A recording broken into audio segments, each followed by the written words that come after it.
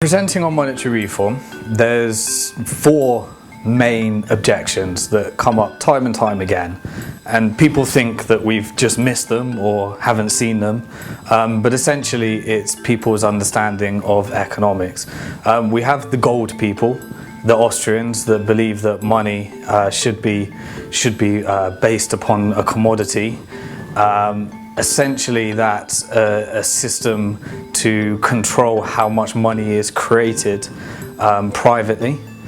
So again, that's almost like a solution in a current system, a hybrid model of moving towards a reform, but keeping the system that's again inevitable, predictable and guaranteed to actually fail. You then have the interest people who believe that interest is destructive.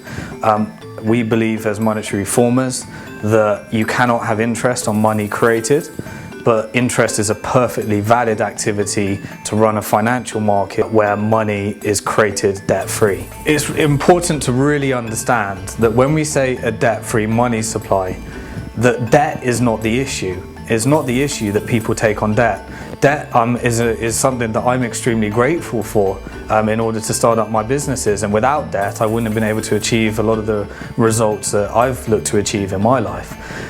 So debt is a perfectly valid activity. What the problem being is that the debt on money creation is the actual issue, and many people take this tangent of actually thinking that we need to eliminate, the debt's the actual issue. It's debt on money created that is the real issue, the real problem, and what really needs to be looked at. And so when everyone's talking about all this debt and that there's too much debt, of course there's a load of debt, because that is the money that we need in order to run our economy. And so reducing that down, the problem comes is that it's not the actual debt itself, it's that debt is our money. So if you had, under a monetary reform, when you have a debt-free money supply, if people lend and borrow that, then that's fine. You also have the people that just don't believe anything we're saying. They think it's a conspiracy theory, which I can understand why they do think that, because a lot of the publicity and videos towards monetary reform has come from people that we call conspirators. So essentially what I've seen is the more you disassociate monetary reform from the other conspiracies and the other issues, which was really unfortunate that people tend to tie them together for some reason, that there was this group of evil bankers that created this whole system. I really like to focus on results. I really like to focus on what we can actually do. I don't think it's actually relevant, particularly who stands to benefit from this system. For me, that gets people angry, it gets people unfocused, and it leaves people disempowered from what you can actually do.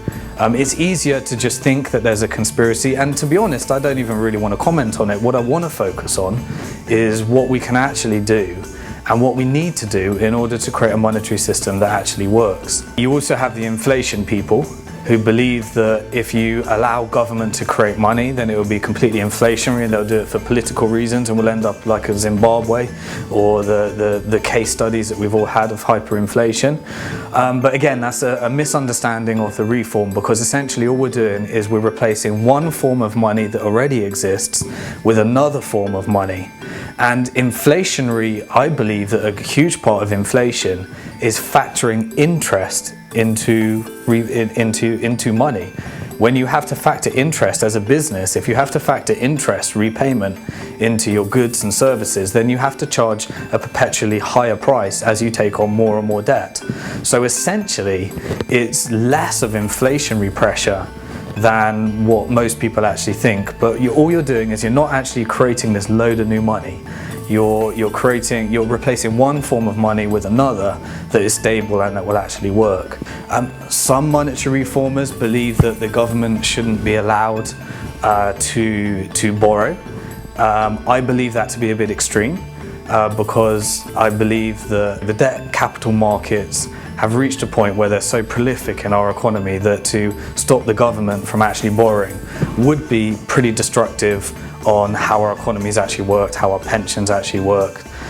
So I believe that it's okay to allow the government still to borrow, However, with this additional money that they're not subsidising to the banks, they can pay off their debts, which would be used to repay the pensioners, but that's up to how the government, and through a democratic process, wish to repay that money.